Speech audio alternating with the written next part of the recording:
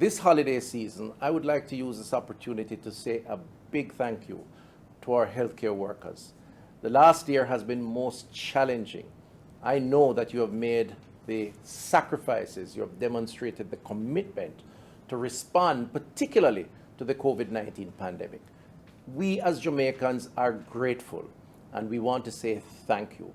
So please take the time over this season to relax a bit, to reflect and to recharge as we confront, as I know you will, with dedication, the next year and overcome this COVID-19 pandemic.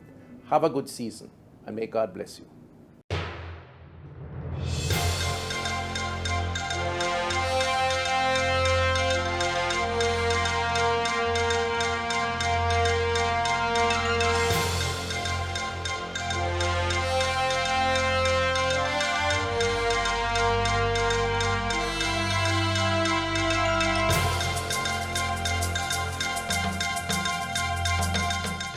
Good evening.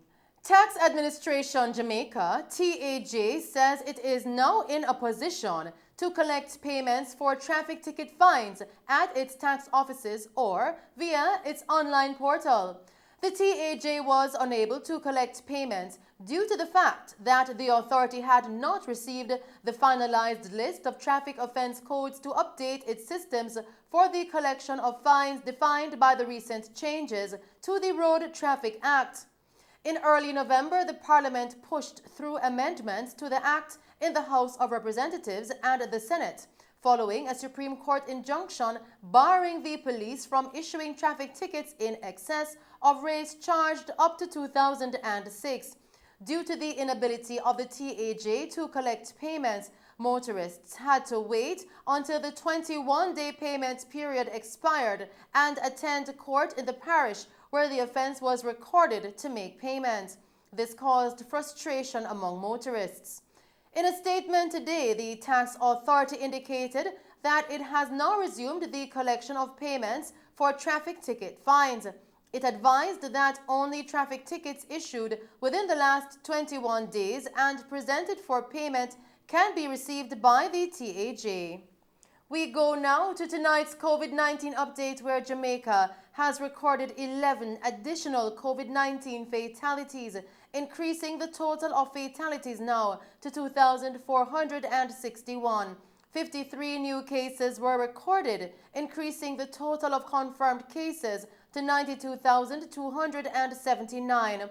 The deceased are comprised of 10 persons from Trelawney and an 83-year-old male from Kingston and St. Andrew. The Ministry of Health and Wellness says the deaths occurred between August 30 and December 20. Meanwhile, of the new cases, 31 are females and 22 are males. In the meantime, there were 148 additional recoveries, increasing the total of recovered persons now to 64,582. In other news tonight, the Jamaica Council of Churches is urging churchgoers this season not to be careless, but instead to be mindful of the persistent threats of COVID-19. The churches in a statement said that they are pleased with the extended time allowed on New Year's Eve to facilitate the much anticipated watch night services. Watch night services were cancelled last year as a result of the strict protocols put in place by the government. Archbishop of Kingston for the Roman Catholic Church, Kenneth Richards, who is the new president of the Jamaica Council of Churches, said that churches will ensure necessary measures are in place to contain the spread of the virus. As we continue with the news tonight, Tourism Minister EDMUND Bartlett is reporting that Jamaica has been downgraded from a Level 3 to a Level 2 designation by the United States Centers for Disease Control and Prevention, CDC. This in recognition of the country's efforts to contain the spread of COVID-19 effectively. Minister Bartlett stated that this new classification places the destination in a risk category lower than that of more than 70% of countries worldwide. In a statement today, he expressed delight at this new classification, noting that it will undoubtedly positively affect the number of visitors traveling to Jamaica from the United States during the winter tourist season.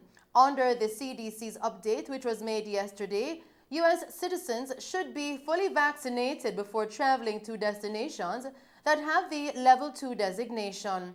The CDC suggests that unvaccinated travelers who are at an increased risk of developing severe illnesses from COVID-19 should avoid unnecessary travel to these locations. Still tonight, speaking at an appreciation breakfast for staff at the Sangster International Airport yesterday, Minister EDMUND Bartlett announced that a record number of workers in the tourism sector have returned to work following the virtual shutdown of the industry brought on by the pandemic. He asserted that tourism is at the heart of Jamaica's recovery, and they have reinstated nearly 80,000 direct, indirect, and induced jobs, restoring employment for scores of persons whose livelihoods depend on tourism. Now, in offering high commendation to the airport staff, Minister Bartlett said that what has happened to the sector in the last 18 months in Jamaica has become a textbook reference because of what they have done. Since the beginning of high season that began on December 15, it has been reported that the island is witnessing flight numbers experienced pre-COVID, and this augurs well for the industry and the linkage sectors.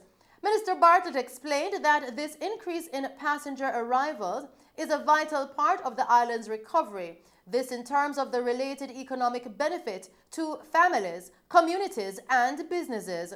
Minister Bartlett expressed his gratitude to the Red Cap Porters, Passport, Immigration and Citizenship Agency (PICA), Jamaica Customs Agency, and all purveyors in the airport who seek and provide the goods and services that the visitors need.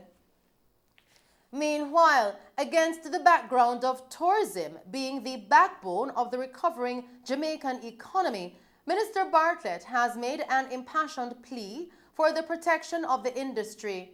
As the tourism industry strengthens its resilience against the COVID-19 pandemic, Minister Bartlett said Jamaica has been recognized as one of the fastest recovering countries in the world and the fastest growing tourism destination in the Caribbean.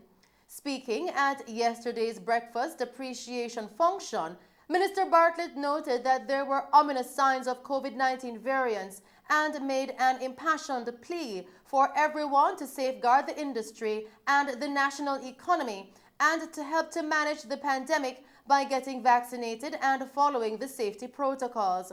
Mr. Bartlett underscored that tourism is the catalyst driving economic activities across all sectors, and with tourism doing its part in bringing in the visitors and creating the demand, he is urging the productive sector to do their part in meeting the supply side.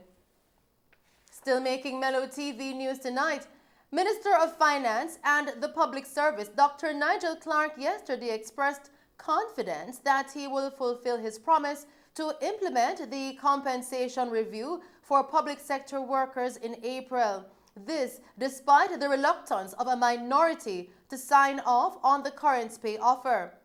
He told the press that the additional unions have now brought the total number of public sector employees who have accepted his temporary offer to approximately 80,000 workers in 31 unions.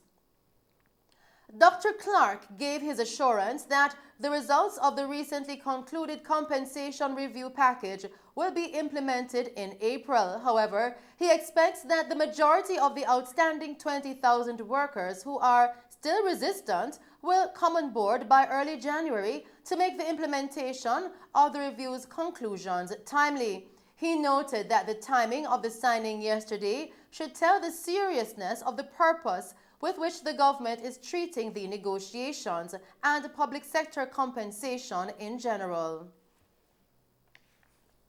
Scotiabank Jamaica has contributed $1.5 million to the Salvation Army's Red Kettle Appeal, bringing them one step closer to their target of raising $18 million this Christmas.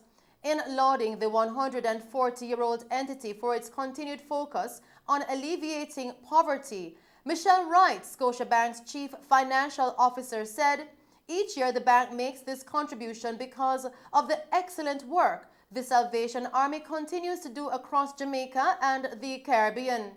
Divisional Commander for the Eastern Jamaica Division, Major Oral Morris, expressed appreciation for the continued support from the public that has enabled the charitable organization to assist thousands through their social and welfare outreach efforts during the year. Morris is urging all Jamaicans to consider their brothers and sisters during the season and give as generously as they can wherever they see the Salvation Army officers. And that's our news package for you tonight. Thank you for tuning in to Mello TV Evening News at 8. I am Shelly-Ann Hill. Do stay safe and pleasant viewing.